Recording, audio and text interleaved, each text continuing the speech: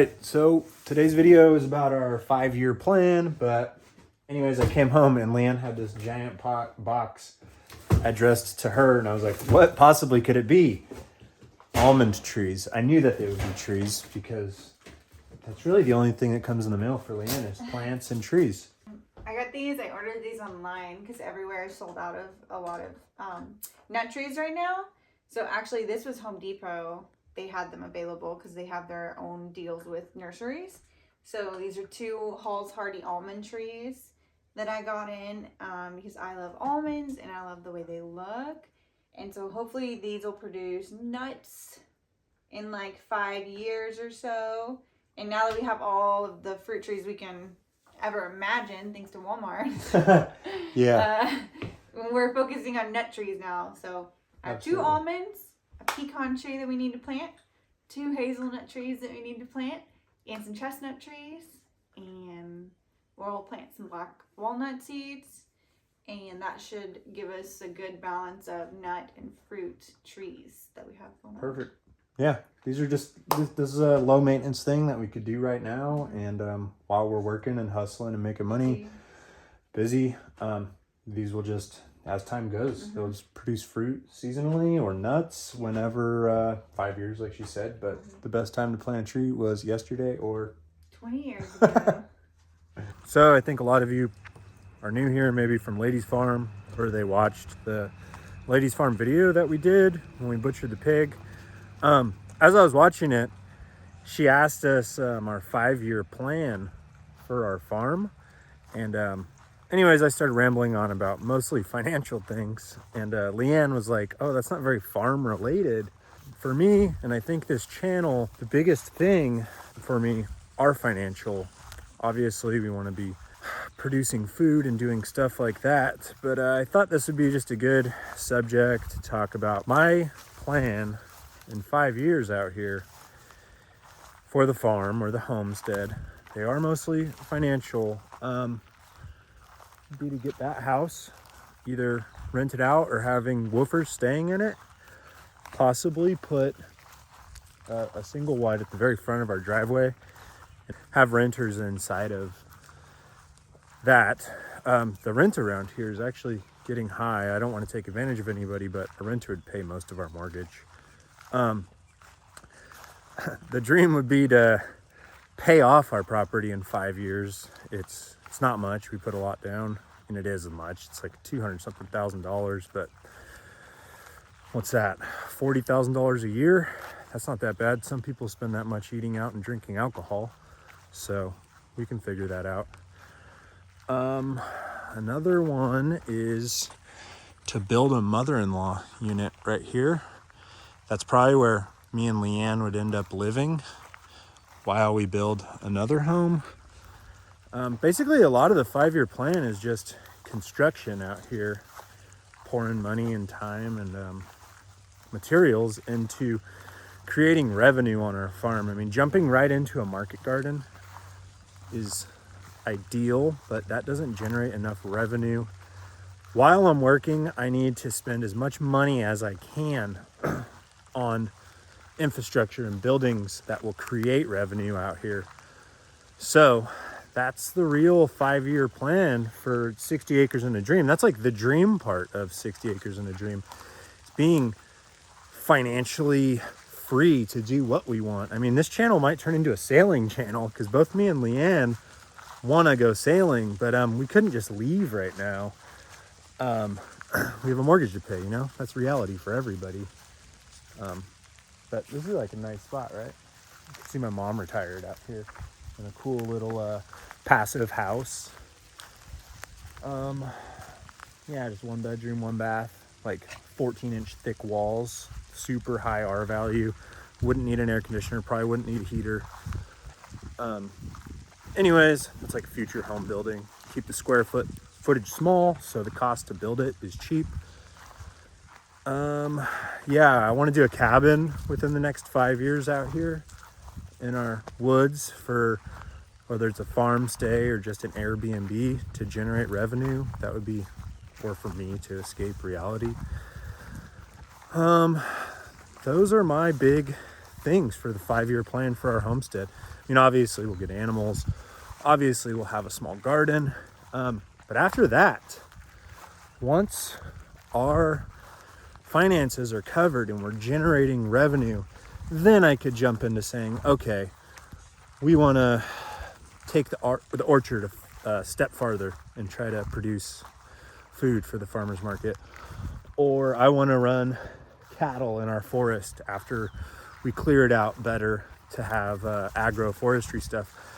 I could realistically try these endeavors, I guess you'd call them. That's a financial endeavor, buying a bunch of cattle, and you need the time to take care of them. I don't have the time because I have to work right now. It would be nice to do that right now, but it's not profitable enough for me to pay off our mortgage as fast as I want to. I don't think it's profitable enough for me to build that mother-in-law for my mom or me and Leanne to live in when we are building our like dream home in the back of that pasture over there. So if you came here and you heard the 5-year plan, I'm kind of rambling it on more, but this is just more in depth of what the real goals are for me. Leanne has her own goals. Oh, I want to build a big greenhouse for her, for Leanne. That's definitely a 5-year goal. I wrote down my 5-year plan, so that's probably like year 2 or 3. It'd be nice to do it sooner. 5-year goal is get our whole property fenced in. This year, part of my 5-year plan is fence in the front half of our property. So basically everything from the house forward, and get our food forest and garden area fenced in.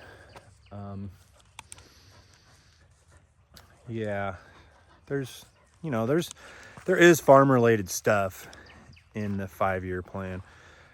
I was thinking about a pole barn for a greenhouse. I think that's kind of like a cheap way to get a lot of square footage cheaply, right?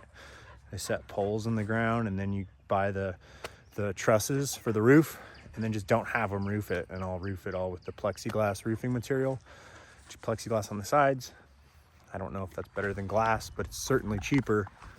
Or you could do half of it a shop and then half of it a greenhouse. That's part of the 5-year plan. Hopefully a 1-month plan. I get this barn door fixed. Get our property fenced in. That's definitely on the 5-year plan. We want to build ponds so our ducks have a place to be happy. I'm going to put a watershed in that valley right there. Just a small dam, but homestead related. It's mostly financial for me. I have big goals. I know building another house isn't financial, but when you get a renter in there, that makes it financial.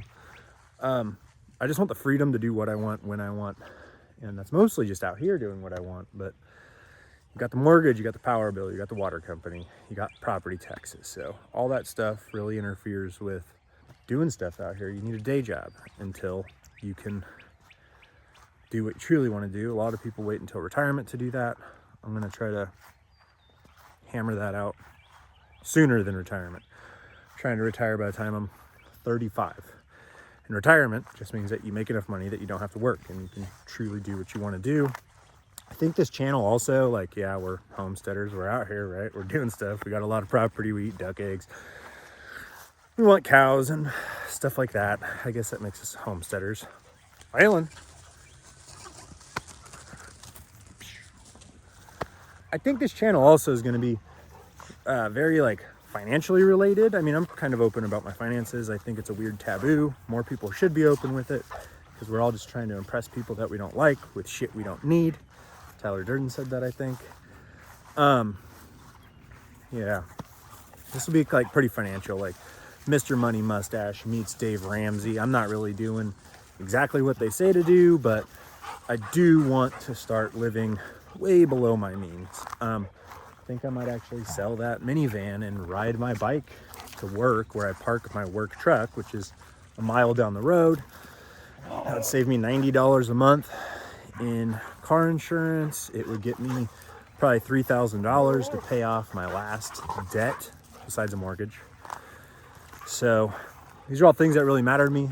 Honestly, money right now, our financial situation, and creating some sort of, that's part of living sustainably, is not having 4 different credit card payments that are $1,200 a month total, and a fucking brand new truck that's $700 a month. Oh, then $200 a month for insurance. Oh wait, it's diesel, $5 a gallon. It gets 17 miles a gallon, and you commute an hour to work and an hour back. I love fancy shit. I love cool trucks. I'm all about it, right? Like, but that's not sustainable. A big part of being sustainable and living sustainably is living within your means or below your means. So yeah, we want our property to generate more revenue than it takes for us to survive. Obviously, we bought enough land. I can't have a rental. I can't have an Airbnb. I can't have woofers that live in the farmhouse and work our garden and take care of our animals while we're working.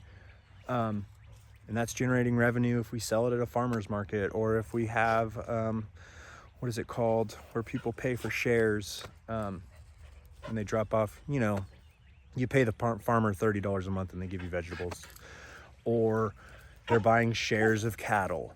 That allows that to happen. And to me, that means a lot, especially right now while YouTube's not paying the bills. Hopefully it does. Hopefully within 5 years I have 100,000 followers and I'm making like $1,200 a month off YouTube. That would be sick. But this is reality, and my 5-year goal is basically to be retired. Whether or not I'm always going to be working. I just want to be working for myself. I want to be doing something that I truly enjoy. So that's the 5-year plan for 60 Acres and a Dream. That's also where I say, sell the stuff you're not using, pay off your debts, go buy some property, and have fun. So take it easy.